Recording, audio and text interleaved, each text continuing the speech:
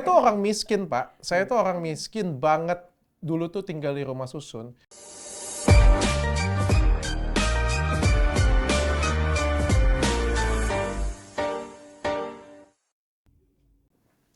What's up sahabat pengayoman, kita berjumpa di episode kedua dari podcast kita, yaitu Waktunya Hukum Selalu Menyapa.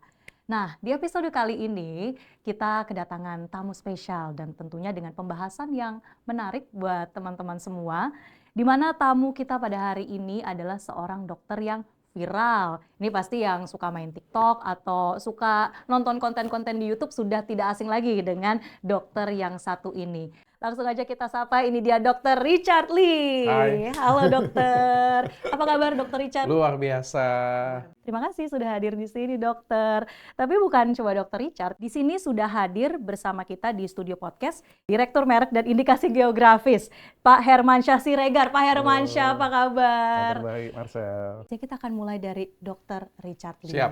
Dr. Richard, tadi di perkenalan awal yang saya bacakan ya, itu Dr. Richard dikenal sebagai dokter, influencer, dan juga business owner, businessman.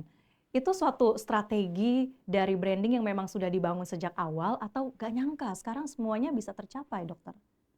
Ya kalau ditanya nggak nyangka ya. Saya waktu SD, SMP, SMA itu cupu banget sih sekolah sih. Nggak ada yang nyangka saya akan jadi followersnya banyak, bakal jadi influencer. Nggak ada yang tahu sih dan nggak ada yang nyangka juga sih. Saya juga nggak pernah nyangka sih. Saya tahu bahwa media ini salah satu kunci utama dalam bisnis ya. Jadi saya promosikan istri pada waktu itu karena istriku juga cantik. Aku tahu diri sih, aku jelek. Masa sih? Oh, iya. Sekarang glowing banget loh.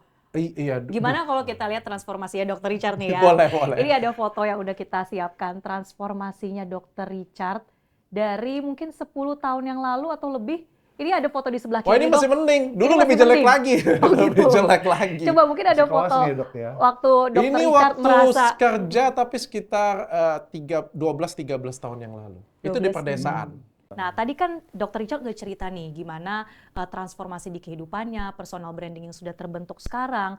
Nah, kalau Pak Herman mungkin melihat ya produk-produk yang sekarang berproses didaftarkan juga di JKI. Iya. Nah, itu bagaimana kemudian personal branding itu mempengaruhi juga Pak terhadap bisnisnya ini ya bisa berjalan dan juga bisa didaftarkan begitu.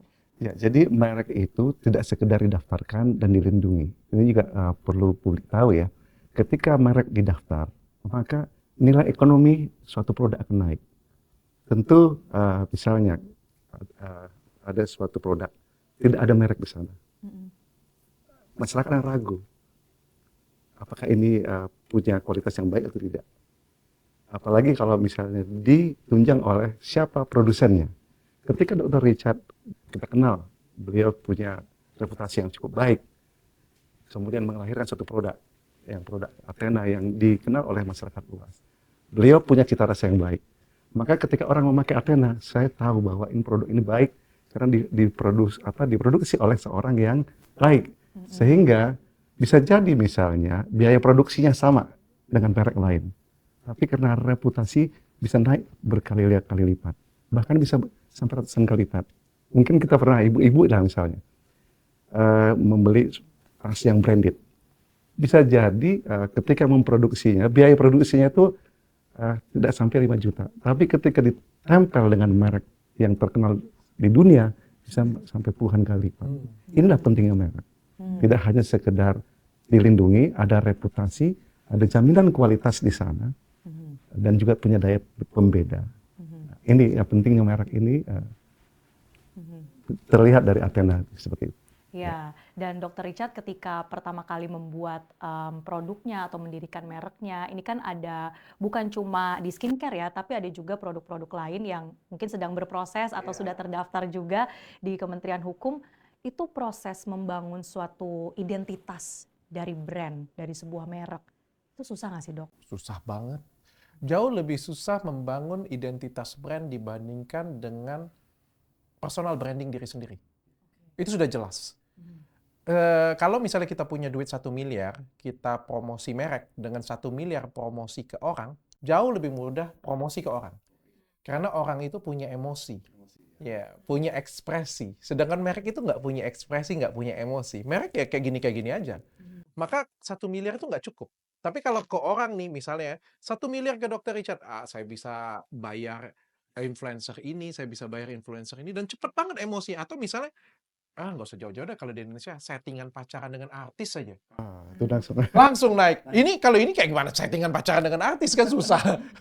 Nggak bisa ya. Jadi kalau merek pasti lebih mahal, cost-nya lebih tinggi. Tapi lebih stabil. Kalau kita investasi ke merek itu jauh lebih stabil dibandingkan dengan orang. Orang cepat naik tapi juga bisa turun. Kalau merek itu lebih stabil. Tapi memang butuh cost yang lebih tinggi. Jadi kalau prosesnya itu sendiri kan pasti butuh waktu ya, takes time, butuh riset juga gimana suatu barang ini bisa punya merek. Nah, misalnya kita udah kebentuk nih merek kita, apakah kalau menurut dokter harus langsung didaftarin nggak? Atau kemudian ya tunggu jadi brand besar dulu, baru kemudian kita daftarin? Waduh, kalau sudah jadi brand besar dulu direbutin orang, Iya, Pak. nanti Langsung akan karena diambil ya? asasnya first to file. Hmm. Khawatir nanti misalnya produk, ya ntar aja deh tunggu terkenal. Hmm. Ketika terkenal, lupa daftar mereknya, ada yang datang belakangan. Wah, itu banyak banget Pak Nah, Banyak kasusnya. banget ini banyak kasusnya. kasusnya. Mungkin Dokter Richard pernah ada pengalaman kayak gitu terkait kasus merek yang wah akhirnya kemudian kalah saing nih karena brandnya itu sendiri belum dilindungin. Banyak banget. Malah saya itu sebenarnya tertarik datang ke sini karena saya bisa tanya langsung dengan Pak Dir. Iya, ini penting untuk edukasi ke masyarakat. Jadi kadang-kadang ya sudah, ini kan udah terkenal, udah dapat untung, ya sudah, seperti itu. Tapi ketika nanti ini sudah ekspansi, luas, misalnya Aten, seluruh Indonesia, tiba-tiba nanti ini belum didaftarkan, datang pemain baru, dia bisa melakukan gugatan. Gugatan perdata, bahkan gugatan pidana. Karena ada hak moral di sana. Eksklusi yang diberikan oleh negara, ini penting. Nah, ya. Pak, tapi jangankan itu sebenarnya Pak. Sebenarnya merek yang ada sama ada aja, itu bisa perang loh Pak di Nah, dalam Sengketa merek iya, ya? sengketa merek. Pak. Sengketa merek dagang. iya. Saya ngomongnya kayak gini Pak, ada nih satu izin saya tanya ya Iya, Pak ya, nggak apa-apa. izin saya Nggak apa-apa, tanya ya Dok, Pak ya. Saya ada ini merek nih sudah didaftarkan Haki nih Pak ya. Bukan contoh yang paling konkret aja saya bilang. Nama saya DRL. Itu semua orang tahu. DRL itu Dr. Richard Lee. Richard Lee. Betul, iya. Waktu saya mau mendaftarkan, itu punya orang lain Pak. Nggak bisa. Sampai Sudah sekarang ada itu nggak dong? bisa. Sudah ada di iya, orang lain. Sudah ada. Lucunya Pak, ketika saya mendaftarkan ke sana, saya ditolak. Tapi ada beberapa orang di beberapa kasus yang lain pastinya ngedaftarin karena katanya sih Pak, ada orang dalam, ada orang dekat atau ada apa. Dapat Pak. Nah, jadi ini ya perlu kami Gimana tuh sampaikan. Pak kalau Nah, ada ordalnya?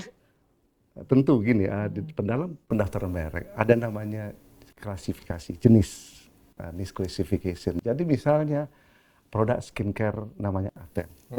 Kemudian ada lagi produk lain, misalnya produk makanan namanya Aten. Sama namanya Aten, tapi karena klasifikasinya jenisnya berbeda, ini tidak apa-apa. Jadi ada prinsip speciality. Kemudian ada juga nanti prinsip keterkenalan. Nah, kalau misalnya sudah terkenal suatu produk, walaupun dia terlambat mendaftar, tapi sudah dikenal luas oleh masyarakat, itu bisa juga. Nah, mekanismenya ini ada melalui, kalau misalnya tadi dokter keberatan, bisa mengajukan banding. Banding ke pengadilan niaga. Ya kan? Kalau dalam proses nanti pendaftaran ada hal yang, misalnya ketika dipublikasi, keberatan, bisa juga diajukan ke komisi banding. Minta pembatalan seperti itu. Jadi mekanisme itu kita masih kita berikan. Ya. Jadi hak publik untuk keberatan terkait dengan penerbitan atau pendaftaran merek masih kita berikan. Ada komisi banding merek dan ada juga nanti pengadilan dia untuk pembatalan merek. Bisa. Oke. Berarti masih walaupun sudah terjadi sebenarnya kita masih bisa gugat ataupun kita masih bisa meminta kembali ya Pak? Ya, misalnya nanti ada orang mendaftar, kemudian kita publikasikan 2 bulan. Nah, selama 2 bulan itu publik akan melihat ada nggak keberatan di sana. Ketika ada publik keberatan, nah ini nanti bisa diajukan ke komisi banding ataupun kita tingkat tolak. Oke, ada langkah-langkah Ada hukum langkah-langkah berikutnya hukum. ya. Jadi kita tetap harus perjuangkan branding yang memang kita punya. Branding yang kita punya. Tapi kenapa Pak ada orang yang bisa ini tanggapan saya Pak Iya, ya. nggak apa-apa. Saya minta maaf ya Pak. Nah ini malah bagus Gimana Diskusi dong? ya Pak ya. Diskusi ya. Diskusi Tapi dari kenapa pelakunya nih. ada orang mungkin yang mendaftarkan hal yang sama mendapat jawaban yang berbeda? Contoh ya Pak Iya. ya, contoh ya. Iya. Mbak Marcel, Marcel, Mbak Mbak Marcel mendaftarkan merek nih. Ah. Merek A kita ngomong aja ya Iya. Pak ya. A itu sudah ada yang daftar nih, meskipun belum ketok palu karena dia juga baru mau daftar ya. Oke. Mbak Marcel daftarin, langsung ditolak. Karena mungkin Mbak Marcel bukan siapa-siapa, bukan pemodal besar, nggak punya duit. Saya daftar nih Pak. Saya kebetulan kenal Pak Direktur atau saya kenal, saya punya modal lebih banyak lah Pak. Jelas. Saya punya koneksi pasti lebih luas daripada Mbak Marcel. Saya dapat Pak. Iya. Itu kenyataan di lapangan loh Pak. Oke. Ya. Kenapa bisa seperti itu Nah, Pak? jadi gini, ketika mendaftar, ini kan ada namanya pemeriksa merek. Pertama tadi ada namanya kelas-kelasnya. Walaupun namanya Aten, tapi misalnya Athena itu skincare, tapi ada Athena makanan, ya kan? Itu bisa didaftar. Tapi kalau yang mendaftar Aten sama-sama skincare nggak boleh karena sudah duluan terdaftar. Oke. Oke. Kemudian pemeriksa ini itu kita hampir 100-an orang. Ya kan? Dia akan melihat kalau merasa dia lihat ada persamaan pada pokoknya, maka dia mengajukan usul tolak. Usul tolak mengirimkan surat kepada pemohon. Meminta pemohon untuk menanggapinya. Nah, terkadang pemohon membiarkan. Oh, oke. Kalau misalnya dia pemeriksa mengatakan ini ditolak karena ada persamaan pada pokoknya. Itu dikasih waktu selama 30 hari. Kalau tidak ada jawaban berarti mengamini apa yang dikatakan oleh pemeriksa tadi. Berarti permohonan ditolak.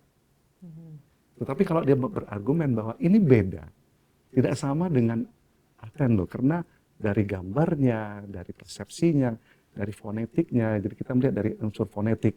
Ketika diucapkan, ini beda nggak? Ketika visualisasinya, ini beda atau tidak? Kemudian konsepsinya. Jadi memang di sini ada faktor memang subjektivitas dari pemeriksa merek melihat itu. Belum lagi back mind-nya dia ratusan ribuan melihat merek dan juga ada aplikasinya. Nah di situ, maka di sini juga pertama jawaban dari si pemohon tadi. Ketika argumentasinya bisa mengcounter itu, maka diputuskan bisa jadi usul tolak menjadi tolak tetap atau menjadi didaftarkan. Oke. Jadi itulah pentingnya bagaimana pelaku usaha juga betul-betul paham ya dengan nyawa dari mereknya, kemudian juga paham dengan birokrasinya juga, dan nggak acuh tak acuh gitu ya Pak. Kalau kita bilang, wah ini didaftar, bukan ditolak, maka yang keberatan bisa mengajukan banding. Kita punya komisi banding. Oke. Komisi banding. Ya. Komisi banding itu kalau ada yang ditolak atau diterima. Tapi kalau tidak sudah terdaftar, bisa nanti ke pengadilan niaga. Di challenge lagi. Oke. Nah, jadi memang tidak terlepas memang ada unsur subjektivitas di sana. Karena tadi bisa menafsirkan ini sama nggak pada pokoknya atau tidak. Oke. Ini. Ya, memang akhirnya persepsi di masyarakat. Nah, tidak terhindarkan segitu. Maka bisa di challenge di komisi banding dan di pengadilan niaga, Dok. Oke. Iya. Tapi kok kayak gini Pak, ini izin Pak, kalau kita ngomongin masuk ke pengadilan, kita sama-sama tahu sih Pak, katanya sih Pak ya, kalau pengadilan ini kan sesuatu hal yang berbeda Pak. Oke. Apalagi kalau kita ngomong pengadilan, kita kan berharap kalau di luar negeri ya, saya datang ke sini saya juga ngecek untuk di Amerika dengan di Eropa. Itu merek itu benar-benar dilindungin sekali Pak, terutama untuk UMKM dan pebisnis. Sehingga ketika saya mendaftarkan suatu merek dan orang lain mendaftarkan merek itu otomatis akan ditolak, nggak perlu sampai ke pengadilan lagi. Bahkan kita nggak usah ribut ke pengadilan, kecuali hal yang memang spesifik banget yang sampai tembus ke pengadilan. Jadi nggak semuanya itu harus tembus ke pengadilan. Ya. Nah, ini tantangan. Jadi maka disinilah pelaku usaha juga harus paham dengan merek. Ketika dia mau melakukan usaha, ya, yang pertama harus pastikan mereknya itu memang sudah terdaftar dulu. Ketika orang mau menirunya, ini udah sulit kan, sudah terlindungi. Tadi macam geprek bensin, ini sudah dikenal seluas baru mendaftar. Kan tadi azasnya tadi first to file. Ya kan? Belum lagi nanti mau penetrasi. mungkin Dr. Richard tidak hanya mau di Indonesia, mau keluar negeri. Nah, itu bagaimana? Kita juga punya fasilitas untuk melayani bagaimana produksi dalam negeri bisa ke mancanegara. Oke. Nah, kalau Dr. Richard sendiri, sebelum kita bicara nanti ya Pak soal bagaimana kalau mau ekspansi, bagaimana brand kita juga bisa dikenal, go global di luar negeri. Nah, Dr. Richard mungkin pernah nggak sih Dok ngalamin di bisnis yang Dr. Richard punya, itu ada konflik yang kemudian bisa terselesaikan karena atau untungnya karena sudah mengurus pendaftaran merek itu. Pernah nggak ada konflik seperti itu? Sampai detik ini sih alhamdulillah sih belum ada ya. Tapi kan kita sebagai pebisnis semakin besar itu semakin worry ya. Kalau kecil itu kita nggak takut, Mbak. Kalau kecil itu ya udah kalau diambil orang ya silakan aja, orang nggak laku kok. Tapi yang kita takut ini kan kalau misalnya sudah jadi besar, sudah apalagi kalau misalnya kita go internasional, terus berperkaranya kan di luar negeri. Itu yang paling kita takutkan sebagai seorang pebisnis ya. Ujung-ujungnya bukan dapat duit, tapi kita ngabisin duit ke permasalahan hukum. Itu sih yang kita takutin sih. Apalagi untuk haki di Indonesia, ini kan kita ngomongnya susah gampang ya. Mencari nama itu nggak gampang juga butuh waktu, Pak. Iya. Benar ya Pak ya, Benar, butuh iya. waktu ya. Jadi waktu didaftarkan itu nggak langsung dapat.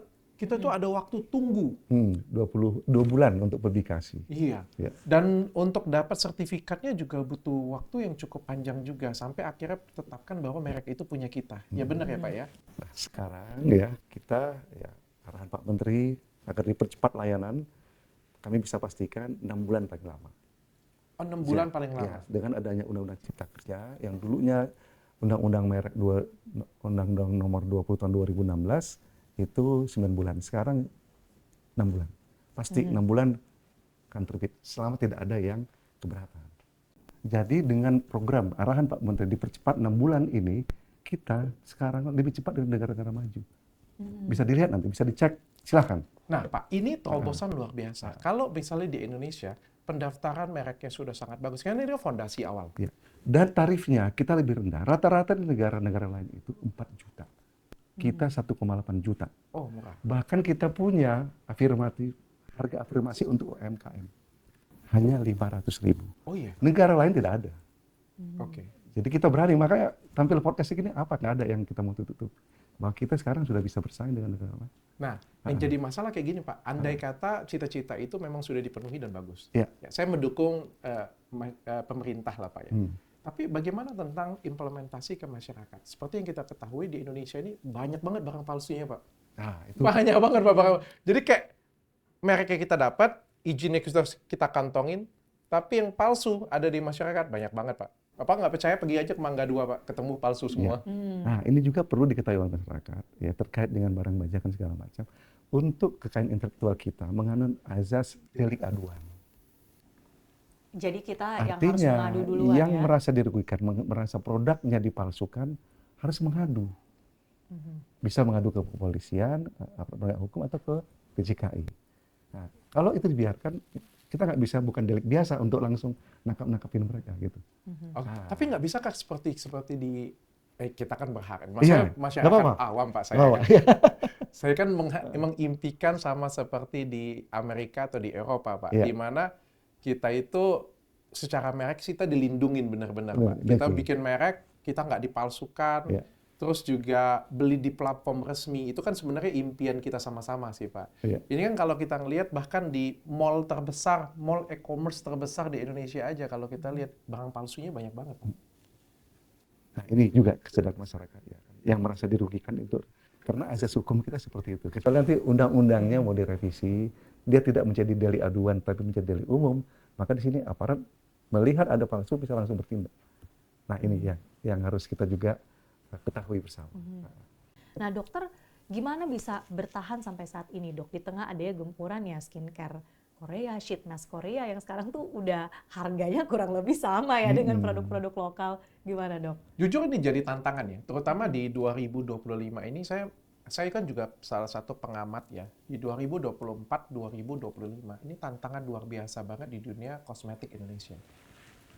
Tantangan sekali. Kenapa? Karena skincare dari luar negeri itu masuk dengan sangat besar, terutama dari China, dari Korea. Dari China itu sangat murah sekali. kita tuh sampai geleng-geleng kepala kayak gimana ceritanya sheet mesh itu harganya itu bahkan modal kita buat di Indonesia aja nggak sama dengan harga jual dia. Oh gitu. Harga jualnya bisa lebih murah dari harga modal kita. Contoh ya, aku sebut contoh aja langsung ya. Ada sheet mesh dari China dan dari Korea itu harganya 4.000 per sheet mesh. Sedangkan di Indonesia untuk bikin satu kemasannya aja, kemasan aja belum termasuk Kemasannya, dalam bukan isinya. isinya. Itu butuh 2.000 3.000. Artinya tuh impossible kita bisa jual menyaingin mereka. Impossible.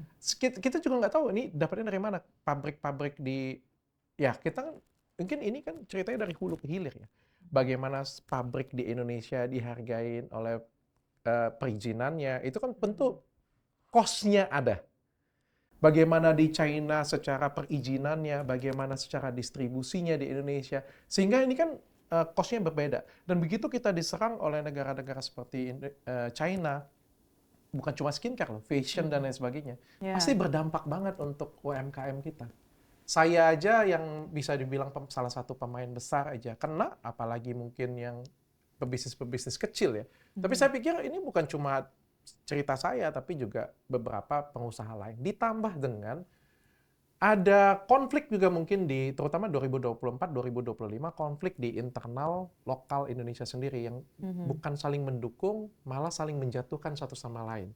Ini membuat suatu kesempatan brand asing untuk masuk ke Indonesia lebih hits lagi, lebih besar. Karena persaingan itu kemudian membuat brand-brand lokal tuh malah jadi nggak fokus ngembangin produknya gitu ya. Dr. Richard mungkin pernah nggak ngalamin gitu kayak, oh ada suatu perbuatan yang ternyata ini sebenarnya tuh karena persaingan usaha. Oh banyak banget. Kalau di Indonesia, yang saya rasakan ya, besar banget persaingan usaha di Indonesia. Sampai sekarang tuh, Dok. Saling sikut-sikutan, saling black campaign, entahlah ya, mungkin salah, aku nggak tahu juga ya, mungkin culture atau apa. Tapi black campaign kalau di Indonesia itu sangat kuat. Artinya Dok, kalau produsen lokal kompak, ini dari produsen luar itu artinya bisa kita lebih punya kekuatan untuk menghalangi penetrasi pasar di dalam negeri. Saya bicara Pak, tahun 2023 itu salah satu era keemasan skincare Indonesia. Oke. Saya mencatat 2023 itu adalah era keemasan skincare lokal Indonesia. Di mana pemerintah itu support banget, aplikasinya support sekali, dan kita cukup sehat, persaingan cukup sehat. Masuk ke 2024 berbeda. Jadi ada kebijakan pemerintah di sini, salah satunya pelaku usaha yang saling iri satu sama lain, menyerang menggunakan endorsement black campaign, saling menyerang antar produk lokal sendiri, itu jadi masalah tertentu lagi. Masuknya lagi industri dari luar dengan harga yang sangat murah, dan investasi yang luar biasa, mereka berani investasi yang luar biasa, itu another problem lagi. Sehingga 2024 dan 2025, ya bagi kita yang industri lokal, itu nggak seindah tahun 2023. Oke. Apa karena juga produsen lokal terlalu fokus dengan pasar lokal, pasar domestik? Sebenarnya untuk sekarang ya bisa jadi seperti itu ya. Tapi kan masyarakat Indonesia sendiri kan ada 300 juta penduduk ya sebenarnya ya, dibandingkan dengan negara yang lain. Iya. Pak, saya pengen juga Pak buka di Malaysia Pak, tapi kan Malaysia kan sebenarnya 30 juta penduduk. Orang pebisnis Malaysia aja bilang dengan saya, ngapain lu ke Malaysia? Gua aja pengen ke Indonesia. Indonesia justru ya. Saya bilang saya pengen ke Malaysia. Terus dia bilang, ngapain lu ke Malaysia? ke sana ya? Gua aja pengen ke Indonesia. Di penduduk lu banyak banget, gila katanya. Pemain sana udah banyak. Iya. Nah, tapi tetap ya mimpi kita adalah gimana barang-barang lokal itu bisa go internasional. Pasti Dr. Richard juga punya mimpi itu ya untuk produk-produknya. Nah, sekarang pertanyaannya ke Pak Herman nih, gimana Pak supaya produk-produk lokal yang brand atau mereknya itu sudah terdaftar itu lebih mudah kalau mau ekspansi ke luar negeri? Sebenarnya kita ada fasilitas layanan untuk itu, Dok. Jadi kalau misalnya Athena mau memasarkan produknya, tidak hanya kepada 1-2 negara, 10 negara, 20 negara langsung gitu ya. Tidak perlu misalnya Dr. Richard datang ke negara-negara tersebut, ke 10 negara tersebut, tapi kita punya fasilitas layanan merek namanya Protokol Madrid. Wow. Jadi Dr. Richard cukup datang ke kita, ke DJKI, daftar, saya mau didaftarkan produk skincare saya ini ke 10 negara. Bisa nggak? Tanpa harus saya ke sana. Bisa. Itu namanya Protokol Madrid, tinggal didaftarkan ke 10 negara tersebut.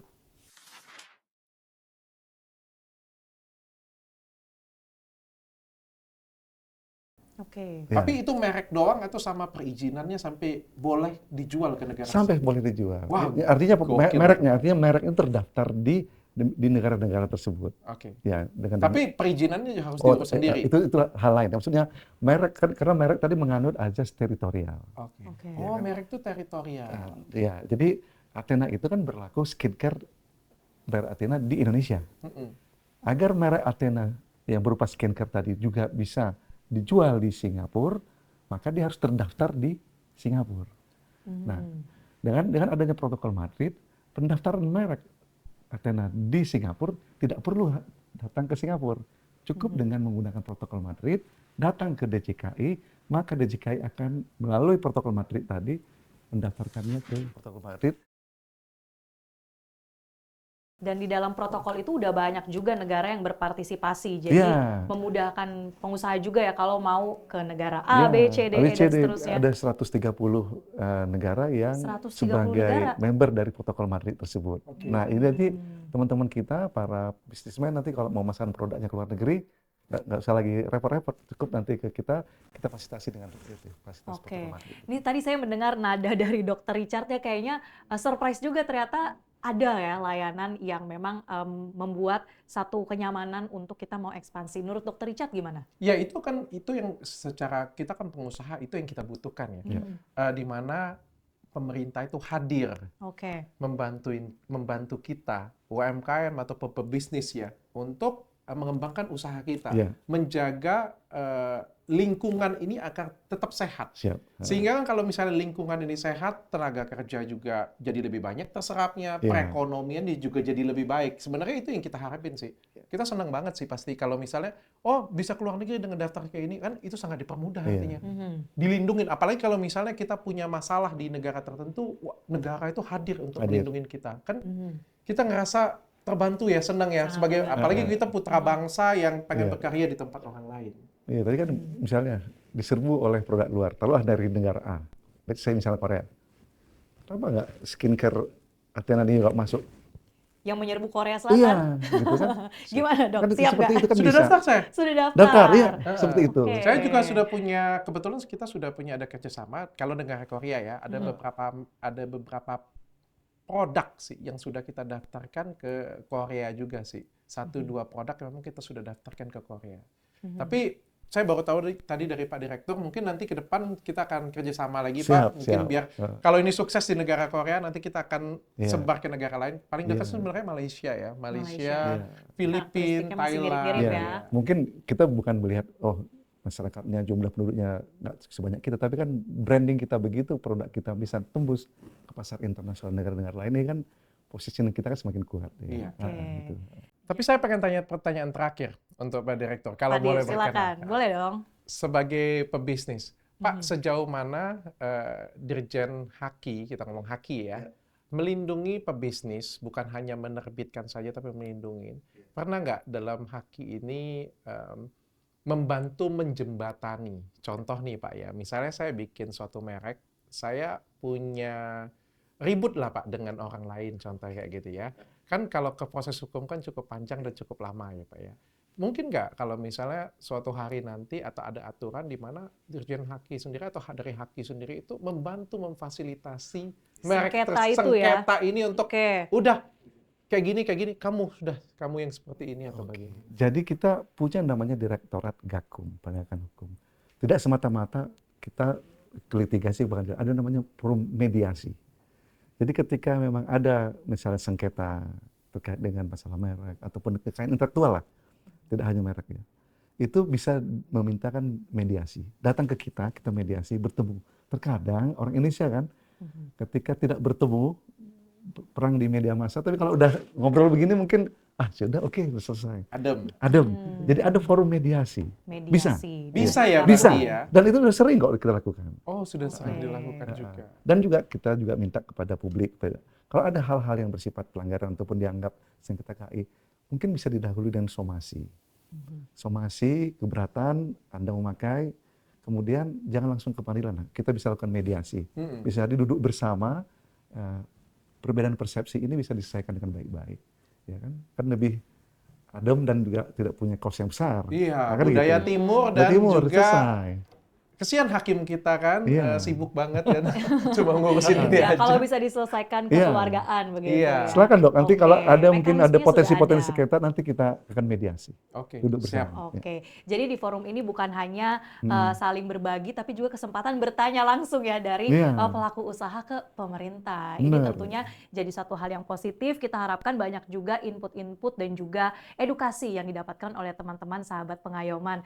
Kalau gitu, segitu dulu untuk diskusi kita pada hari ini. Oke, Terima kasih siap. Dr. Richard Saya Lee. terima kasih juga. Terima kasih Pak Hermansyah sudah Dan bergabung dokter sudah di datang podcast ya. WhatsApp kali ini. Nah, kalau teman-teman suka dengan video ini, jangan lupa klik like dan juga komen dong kira-kira di episode berikutnya tertarik untuk bahas apa nih yang akan kita kupas tuntas di podcast WhatsApp Kementerian Hukum. Kalau gitu, kita pamit undur diri. Sampai ketemu lagi dan sampai jumpa.